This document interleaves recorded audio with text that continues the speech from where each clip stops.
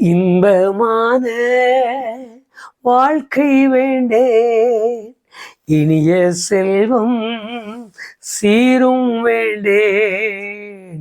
இன்பமான வாழ்க்கை வேண்டேன், இனிய செல்வம் சீரும் வேண்டேன். துன்பமற்ற சுகமும் வேண்டேன், நின் தொண்டு செய்யும் ஆடியேன். துன்பமற்ற சுகமும் வேண்டேன், நின் தொண்டு செய்யும் ஆடியேன். உம் சித்தம் போல் என்னை நடத்தும் கர்த்தாவே, நீர் நித்தம் என்னை என் சித்தம் போல் ஒன்றும் வேண்டாம். என் பிதாவே, என் இயேசுவே, என் சித்தம் போல் ஒன்றும் வேண்டாம். என் பிதாவே, என் இயேசுவே.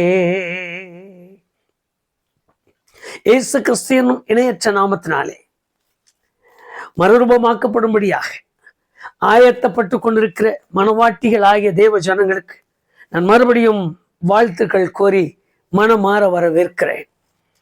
வேதத்தை வாசிக்கும் பொழுதும் வேத காரியங்களை கவனிக்கும் பொழுதும் இன்றைக்கு இந்த கடைசி நாட்களில் தேவன் அநேக விதங்களில் நம்மை உணர்த்துவதும் நம்மை போதிப்பதுமான காரியங்களில் அவர் இறங்கி இருக்கிறார் என்பதை அபிஷேகம் பெற்ற ஒவ்வொருவரும் அறிந்திருக்கிறோம், அறிந்திருக்க வேண்டும்.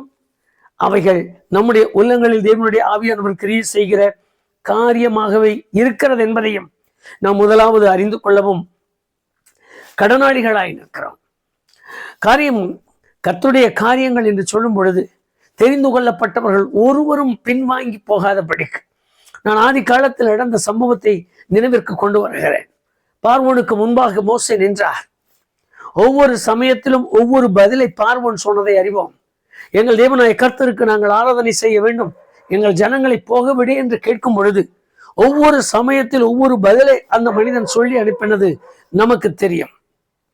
இந்த சம்பவங்கள் நடந்த பின்பு மோசே சொல்லுகிற ஒரு பெரிய காரியம், ஒன்றை மறந்து விடாதே பார்வோன், ஒன்றை மறந்து விடாதே, ஒரு குழம்பும் பின் வைக்கப்படாது என்று சொன்னார்.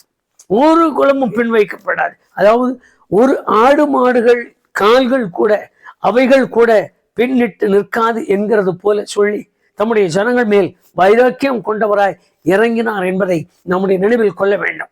அப்படித்தான் இன்றைக்கு இருக்கிற போதகர்களும் இன்றைக்கு இருக்கிற மேய்ப்பர்களும் இப்படிப்பட்ட வார்த்தைகளை சொல்லி ஆத்துமாக்கள் மேல் தாகம் கொண்டிருக்க வேண்டிய கட்டாயத்திலும் நிற்கிறோம்.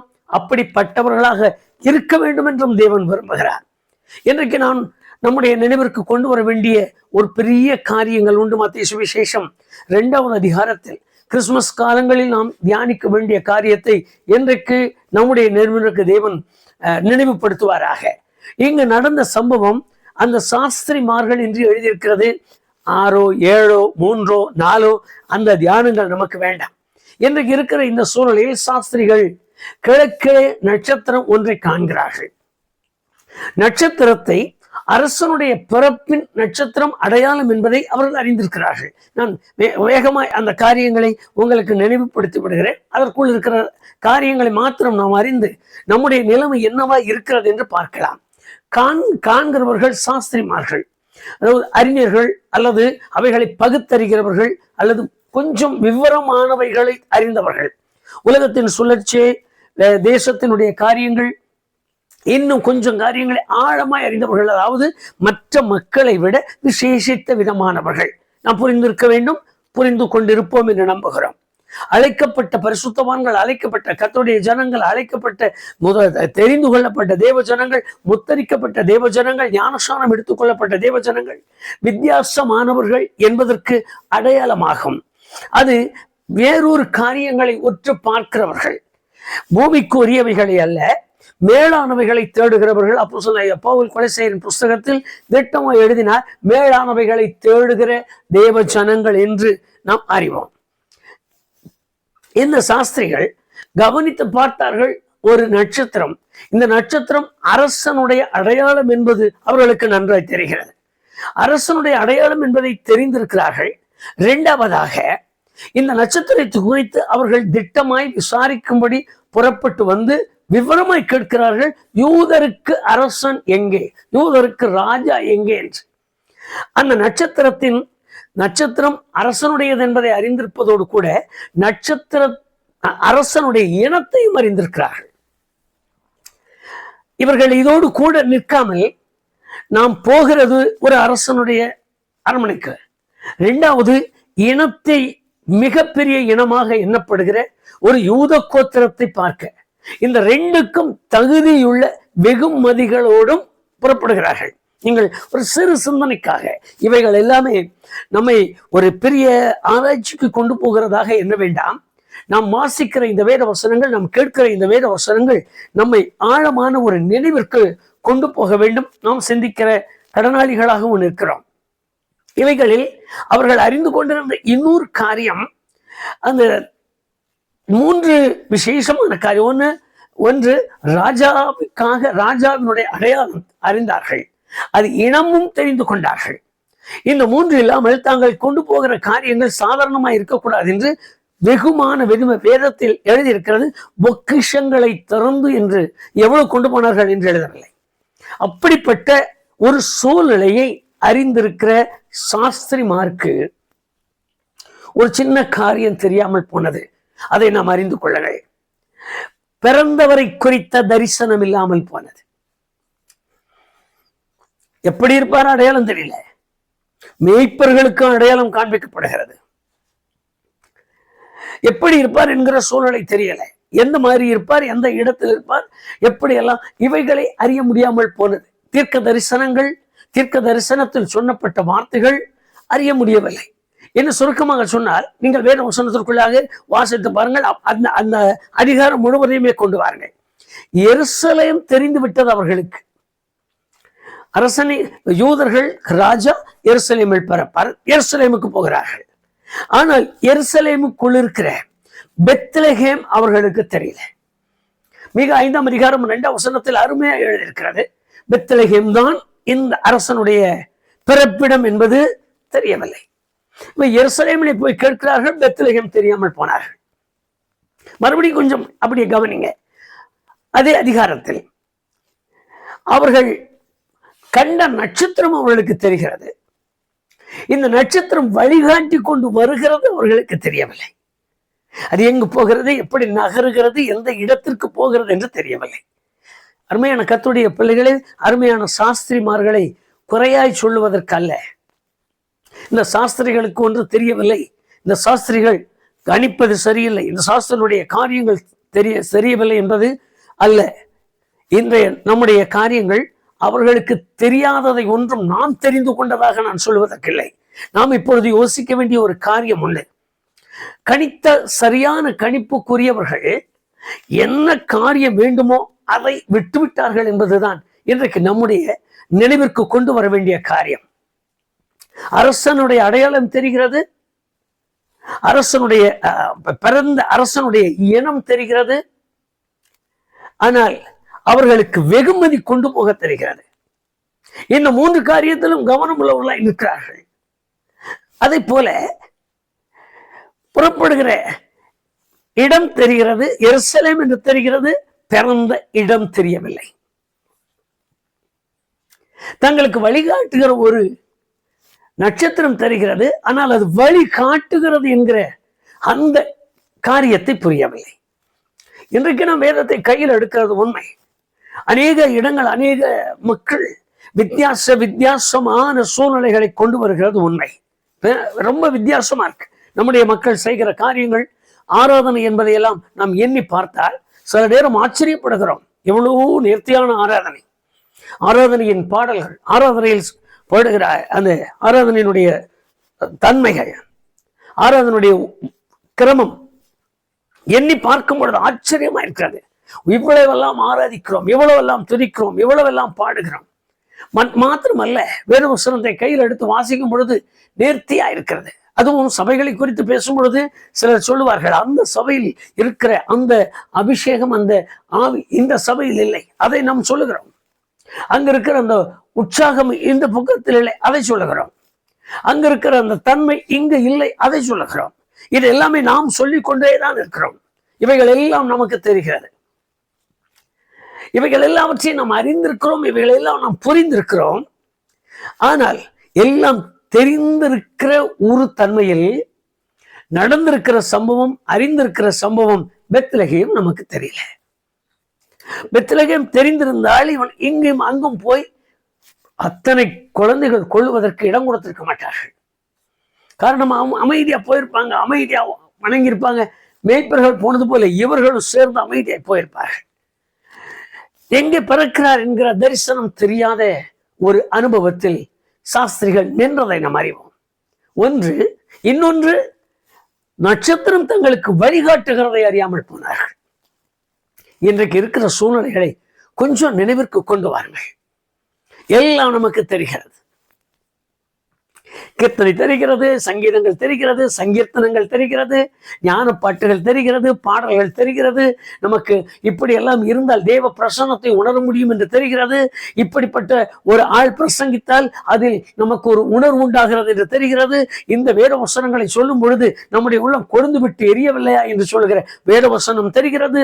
எல்லாம் நமக்கு தெரிகிறது, எல்லாம் நமக்கு தெரிகிறது. ஆனால் கையில் வெகுமதியும் உண்டு. அவர் எப்படி பிறந்திருக்கிற சாட்சி எப்படி இருக்கிறது என்று பாருங்கள். பிறந்தவர் இனம் தெரியும், பிறந்தவர் அரசன் என்பது தெரியும். அவருக்கு கொடுக்க வேண்டிய வெகுமதி கூட நமக்கு கையில் இருக்கிறது. அதற்கு தகுதியானது போல எடுத்துக்கொண்டிருக்கிறோம். ஆனால் இடம் தெரியாமல் போய்விட்டது. இதை போலத்தான் இன்றைக்கு இருக்கிற அருமையான கர்த்தருடைய பிள்ளைகளின் வாழ்க்கையை கொஞ்சம் திரும்பி பாருங்கள். கொஞ்சம் திரும்பி பாருங்கள்.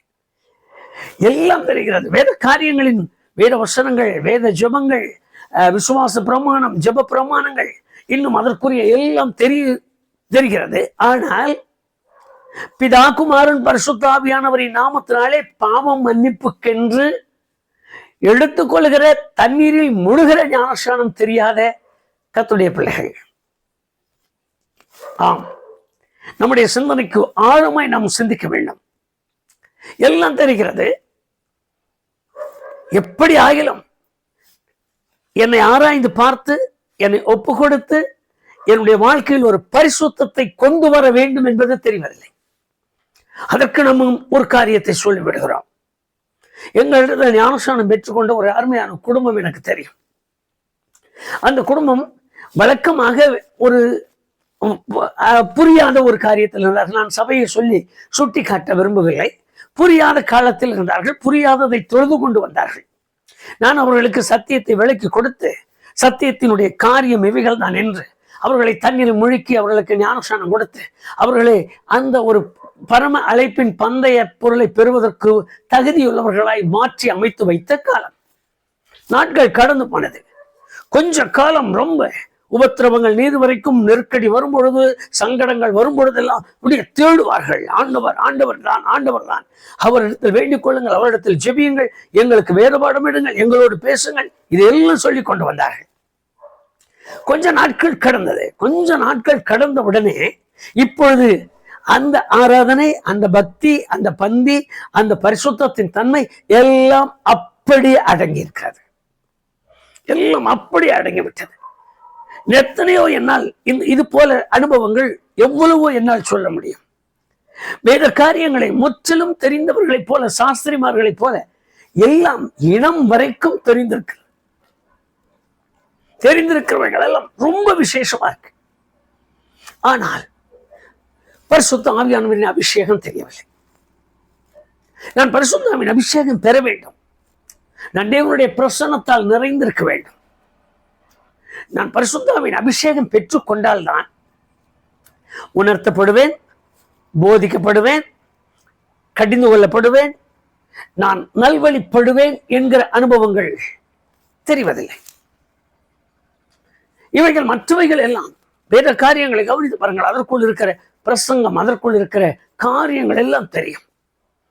அடிக்கடி என்னிடத்துல ஒரு அருமையான கர்த்தருடைய மனுஷன் தகவல் கொடுப்பார். நாங்கள் இன்றைக்கு உங்கள் சபைக்கு பிரசங்கத்திற்கு வருகிறேன். நல்ல பிரசங்கம் பண்ணுவார். அது என்ன பயிற்சி எடுத்தீங்க? நாங்கள் இலைப்பிரச்ச பயிற்சியெல்லாம் எடுத்து எங்களுக்கு எல்லா வித சான்றுகளும் கொடுத்து எங்களுக்கு அதிகாரம் கொடுத்திருக்கிறார்கள். நாங்கள் எந்த சபைகளுக்கு என்றாலும் போகிறதற்கு பாருங்கள், எங்கள் கைகளில் அவைகளுக்குள்ள அத்தாட்சிகள் எல்லாம் இருக்கு. இப்படி காண்பித்த ஒரு அருமையான கர்த்தருடைய மனுஷன் சிலரை தெரியும். எப்படி அனுபவங்கள் என்று கேட்டு பாருங்கள். தண்ணீரின் மூழ்கி ஞானஸ்நானம் பெற்றுக் கொண்டீர்களா? தெரியாது. கர்த்தருடைய பந்தியில் ஒவ்வொரு மாதமும் அல்லது ஒவ்வொரு வாரம் பங்கு கொள்கிறீர்களா? தெரியாது. என்ன தேவனுடைய பிரசன்னத்தின் மகிமைக்காக உங்களை விட்டு கொடுக்கிற பரிசுத்த ஆவியின் அபிஷேகம் பெற்றீர்களா? இல்லை. எங்களுக்கு அதெல்லாம் இல்லை. நாங்கள் பிரசங்கத்துக்கு மட்டும் வருகிறோம். அதுவும் ஒருவர் சொல்லி கேட்கிறார், நான் பிரசங்கிக்க ஆரம்பித்தால் அசைவாட்டம் ஆவியானவர் அப்படி அசைவாடி விடுகிறார். ஏன்? நானே ஞானஸ்நானம் இல்லை, எனக்கே பரிசுத்தாவின் அபிஷேகம் இல்லை, நான் இன்னொரு இடத்தை அசைப்பதற்கு போய் நிற்கிற ஒரு அனுபவமா? இன்றைக்கு சாஸ்திரனுடைய அந்த ஒரு நிலையை எண்ணி பாருங்கள். சாஸ்திரனுடைய நிலையில் இன்றைக்கு அநேக கர்த்தருடைய பிள்ளைகள் தங்கள் வாழ்க்கையில் எப்படியோ ஒரு ஜெபிக்கிறோம், ஒரு வேதம் வாசிக்கிறோம், ஆலயத்திற்கு போகிறோம், அப்படியே கடந்து போயிட்டு அடுத்த வேலையை பார்த்து கொண்டே இருக்கிறோம். ஆனால் அடுத்த வருகை அது எனக்கு தெரியாது. வரும்பொழுது என்ன நடக்கும் தெரியாது. அவருடைய வருகைக்கு பின்பு என்னுடைய தீர்ப்பு, எனக்கு வருகிற நியாய தீர்ப்பு என்ன தெரியாது. எங்களுக்கு தெரிந்தது, இயேசுராஜா வருவார், இன்னும் கொஞ்ச காலம் தான் மோட்சலோகம் சேர்ந்துடுவோம். நான் மோட்சலோகம் சேரத்தக்கதான தகுதியில் இருக்கிறேனா? தெரியாது. நான் மோட்சலோகம் சேரத்தக்க தகுதியில் என்னை வளர்த்து கொண்டிருக்கிறேனா? தெரியாது. இன்னும் சுருக்கமாய் சொன்னால், வெகுமதியோடு வந்திருக்கிற மனுஷனுடைய நிலைமையை கவனிங்க. என்ன மாதிரி வெகுமதியோடு வந்திருக்கிறார்கள்? பொக்கிஷங்களை கொண்டு வந்திருக்கிறார்கள், திறந்து கொடுப்பதற்காக. அரசனுக்கு, இனம் தெரிந்த ஒருவருக்கு, மிகப்பெரிய இனத்தில் வந்தவருக்கு தனக்கு காண்பிக்கிற நட்சத்திரம் ஒன்று வழிகாட்டியாய் போய் கொண்டிருக்கிறது. தனக்கு வழிகாட்டுகிற நட்சத்திரத்தை கணிக்க முடியல. இது வழிகாட்டுகிறது என்று தெரியவில்லை. இந்த வழிகாட்டுதல் தெரியாததால் அரசனிடத்திற்கு போகிறார்கள். இந்த வழிகாட்டுதல் தெரியாததால் பெத்லகேமை மறந்து விட்டார்கள். இந்த வழிகாட்டுதல் தெரியாததால் தாங்கள் போய் சேர வேண்டிய இடத்திற்கு சேர முடியாமல் தடுமாறுகிறார்கள். இதே அனுபவம் இன்றைக்கு கர்த்தருடைய ஜனங்களுக்கு. அருமையான கர்த்தருடைய பிள்ளையே, ஆண்டவரே இயேசு கிறிஸ்து இருக்கும் பொழுது ஒரு வார்த்தை சொன்னார், நான் பிரகாசம் உள்ள விடிவெளி நட்சத்திரமாக இருக்கிறேன் என்று. இந்த பிரகாசம் உள்ள விடிவெளி நட்சத்திரமாகிய இவர் நான் போய் சேர வேண்டிய இடத்தை காண்பிக்கும்படிதான் எனக்கு முன்னாக நின்று வழிகாட்டியாய் போகிறார். போதித்து கொண்டே போகிறார், கண்டித்து கொண்டு போகிறார், உணர்த்தி கொண்டு போகிறார், நேர்த்தியான வேத வசனங்களை எனக்கு சொல்லி கொடுத்து கொண்டு போகிறார். ஆனால் இந்த வழிகாட்டுதல் நான் இன்னும் அறிய முடியாமலே இருக்கிறேன். இந்த வழிகாட்டுதலை இன்னும் நான் தெரிந்து கொள்ளாமலே இருக்கிறேன். இந்த வழிகாட்டுதல் எப்படிப்பட்டது என்று என்னால் புரிந்து கொள்ள முடியவில்லை. இந்த வழிகாட்டுதல் என் பாவம் போக்குகிறது என்பதை அறிந்து கொள்ள முடியவில்லை. இந்த வழிகாட்டுதல் என்னை பரிசுத்தப்படுத்துகிறது என்பதை அறிய முடியவில்லை. இந்த வழிகாட்டுதல் என்னை தேவ ராஜ்யத்தில் கொண்டு போய் சேர்க்கத்தக்கதாக வந்திருக்கிறது என்பதை என்னால் அறிய முடியவில்லை. இந்த வழிகாட்டுதல் நான் மறுரூபமாக்கப்பட்டு தேவனுடைய சாயலாய் அவரோடு நிரந்தரமான வாழ்வே என்கிற அந்த வழிகாட்டுதலுக்கு கொண்டு போகிறதில்லை. அந்த வழிகாட்டுதலை காண்பிக்காமல் இந்த பூமிக்குரிய காரியங்களை மாத்திரம் எனக்கு காண்பிக்கிற வழிகாட்டுதலாய் கண்டு கொண்டிருக்கிறேன். கொஞ்சம் நம்மை ஆராய்ந்து பார்த்தாலே நம்முடைய வாழ்க்கை காரியங்கள் நமக்கு தெரியும். பெத்லகேமுக்கு போய் தேட வேண்டிய அநேகர் எருசலேமிலே தேடிக்கொண்டிருக்கிறோம். இப்பொழுது உங்களுக்கு புரிந்திருக்கும் என்று நான் நம்புகிறேன். நான் மறுபடியும் உங்களுக்கு சொல்கிறேன், அபிஷேகத்தின் வல்லமைக்குள் ஆக வேண்டிய இடத்திற்கு போக வேண்டிய நான் எருசலேமில் போயிட்டு இருக்கேன். இங்கே வேதம் தெரியாத மனுஷனிடத்தில் அவனா கூப்பிட்டு கேட்கிறேன், எங்கப்பா பிறப்பாரு? அது உங்களுக்காவது தெரியுமா? ஆளுங்களை கூப்பிட, எங்க பிறப்பாருன்னு அதை கொஞ்சம் கண்டுபிடிச்ச சொல்ல எப்படி பிறப்பாருன்னு சொல்லி ஏதாவது எழுதியிருக்கார் பாரு. அந்த புஸ்தகத்தை அந்த ஏட்டையெல்லாம் திருப்புங்க. அதை தெரியாத ஒருவரிடத்துல நான் தேடிக்கொண்டிருக்கிறேன். நான் போக வேண்டிய இடம் பெத்லஹேம். மறுபடியும் நினைவிற்கு கொண்டு வாருங்க ஐயா. நான் ஆராதிக்க வேண்டிய இடம் ஒன்று இருக்க, நான் ஆராதிக்க வேண்டாத இடத்தில் நிற்கிறேன்.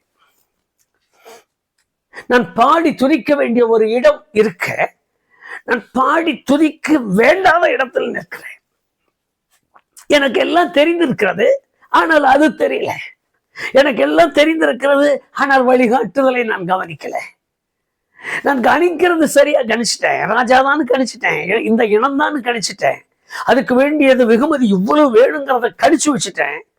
ஆனால் இப்போ எனக்கு வழிகாட்டுறது தான் சரியா புரியல. இந்த வழிகாட்டுதலை நான் நோக்கல. இந்த வழிகாட்டுதலை கவனிக்காம தான் நான் இன்னொரு இடத்திற்கு போயிட்டு இருக்கிறேன்.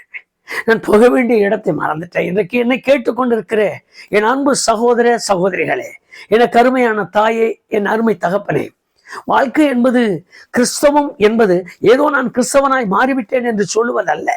ஒரு கிறிஸ்தவம் என்பது நான் வேதத்தை கையில் எடுத்து விட்டேன் என்று சொல்வதல்ல.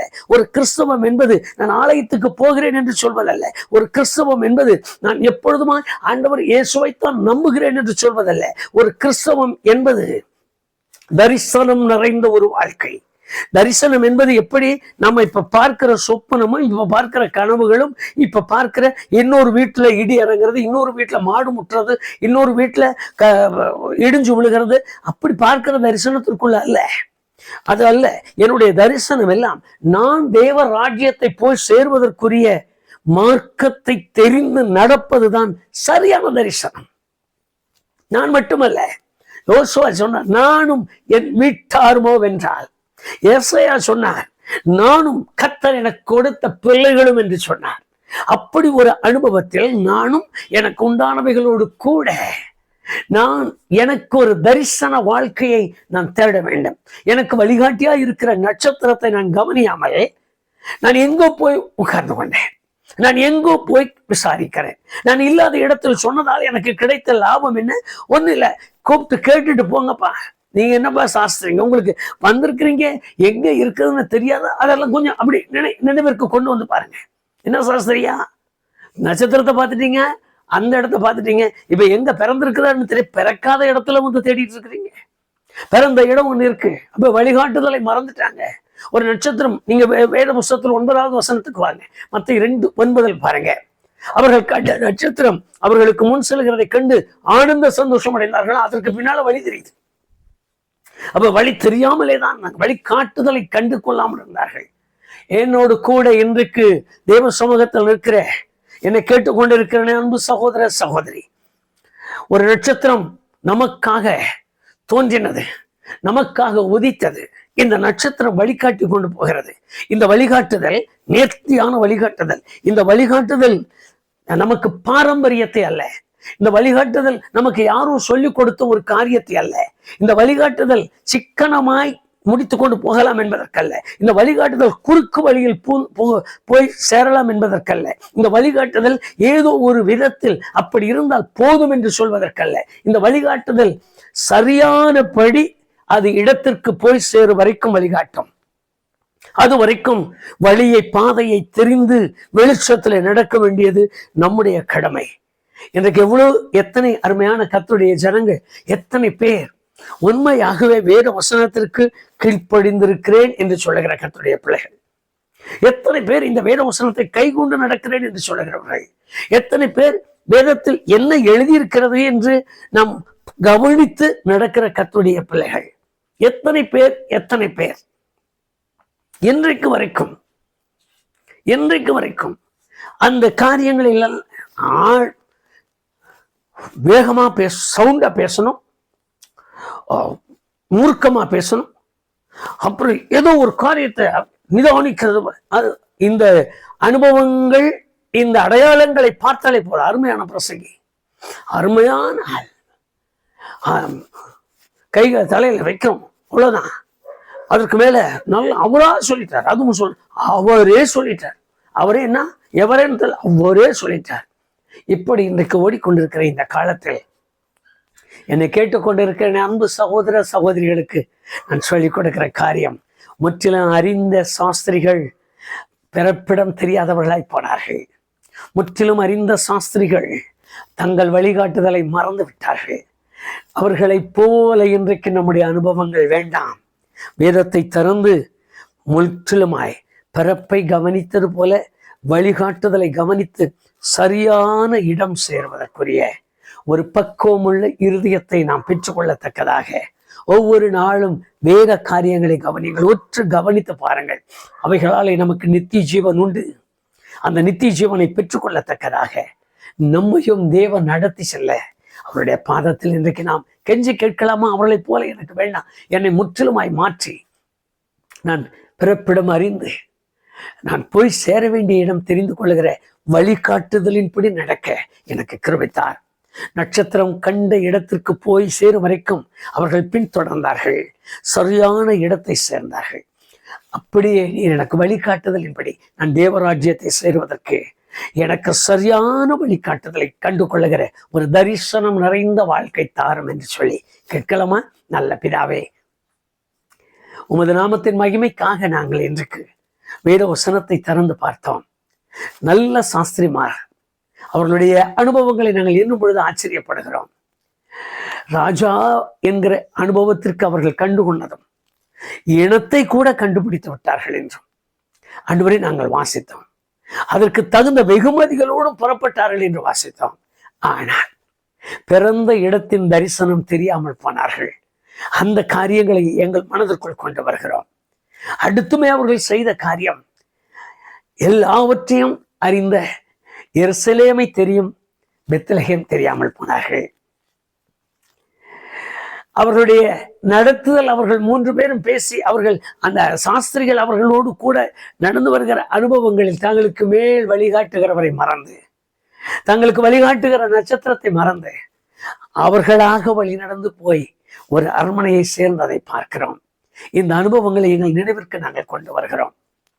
நாங்கள் எவ்வளவு காலங்கள் கிறிஸ்தவர்கள், எவ்வளவு காலங்கள் சாஸ்திரிகள், எவ்வளவு காலங்கள் அறிந்தவர்கள், எவ்வளவு நாங்கள் புரிந்தவர்கள் என்று சொன்னாலும் எங்கள் வழிகாட்டுகிறதை நாங்கள் எங்களுக்கென்று காட்டப்பட்ட வழி பாதை, எங்களுக்கு முன்னால் நடந்து சொல்லுகிற அந்த பாதையை நாங்கள் அறியாமல் மற்ற இடத்தில் நாங்கள் அரண்மனை என்கிற பேரோடு நின்று அரண்மனைக்கே வந்துவிட்டோம் என்கிற அந்த நினைவில் இல்லாதவரை இல்லாத இடத்தில் இருக்கிறவரை இல்லாத இடத்தில் நாங்கள் தேடுகிற இந்த அனுபவங்களை அறிந்து கொள்ளுகிற உள்ளம் எங்களுக்கு தாரும், புரிந்து கொள்ளுகிற உள்ளம் எங்களுக்கு தாரும். இருக்கிறவர் பிறந்திருக்கிற இடத்தில் நாங்கள் தேடி தேவராஜ்யத்தில் அவர் இருக்கிறார் என்பதை அறிந்து நாங்கள் பரலோக ராஜ்யம் சேரும் வரைக்கும் எங்களுக்கென்று வழிகாட்டி கொண்டிருக்கிற அந்த நட்சத்திரத்தின் பாதையை நாங்கள் உற்று கவனித்து நடக்கிற மக்களாய் எங்களை மாற்றித்தார். உண்மையாய் இவைகளையெல்லாம் அறிந்து கொள்கிற ஒரு நல்ல உணர்வு எங்களுக்கு தார். ஆண்டவரே, விவரமாய் சொல்லுவதற்கும் விவரமான காரியங்களை கவனிப்பதற்கும் எங்கள் சந்தர்ப்பங்கள் எங்களுக்கு போதாது. ஆவியானவர் எங்களோடு விவரமாய் புரிந்து கொள்கிற தன்மையை உருவாக்கித்தார். என்னோடு கூட இன்றைக்கு இந்த வேத வசனத்தை உற்று கவனித்துக் கொண்டிருக்கிற அருமையான கர்த்தருடைய பிள்ளைகளின் ஆவியோடு நீர் பேசுவீராக. அவர்கள் எங்கு பிரயாணம் போகிறார்கள் என்று அவர்கள் அறிந்து கொள்கிற உள்ளத்தார். அவர்கள் சரியானபடி தரிசனத்தோடு தான் இந்த காரியத்தை செய்கிறார்களா? அந்த தரிசனத்தின் தன்மை தாங்கள் போய்கொண்டிருக்கிற அரண்மனையா அல்லது தாங்கள் போய்கொண்டிருக்கிற அவர் பிறந்த அவருடைய இடமா என்பதை அறிந்து கொள்கிற தன்மை தார். அரண்மனையை போல பகடான காரியங்களில் எல்லாம் தங்களை முழுமையாய் ஈடுபடுத்தி கொண்டிருக்கிற அனுபவங்கள் எங்களுக்கு வேண்டாம். தரிசனம் உள்ளவர்களாய் வாழ்கிற, சீரானவர்களாய் வாழ்கிற, உண்மையாய் புரிந்து கொண்டு வாழ்கிற, கற்றுக்கொண்டு வாழ்கிற, தேவனுடைய பிரசன்னத்தின் மகிமையை அறிந்து வாழ்கிற, தேவனுடைய நோக்கம், தேவனுடைய சிந்தை, தேவனுடைய முழுமையை புரிந்து கொண்டு வாழ்கிற மக்களாய் எங்களை மாற்றித்தார். அந்த நல்ல கிருபைக்கு எங்களை தாழ்த்தி கொடுக்கிறோம். எங்கள் ஆவியோடு கூட இடைப்படும் எங்களை உமக்கென்று அர்ப்பணிக்கிறோம். இயேசு கிறிஸ்துவின் நாமத்தில் ஜெபிக்கிறோம் பிதாவே, ஆமென், ஆமென். சாஸ்திரிமார் தடுமாறினதை அறிந்து அவர்களை பெத்லகேம் மட்டும் அழைத்து கொண்டு போய் தரிசிக்க செய்த தெய்வம் உங்களையும் அவரை தரிசிக்கத்தக்கதான வழியில் நடத்தி ஆசீர்வதிப்பாராக. ஆமென்.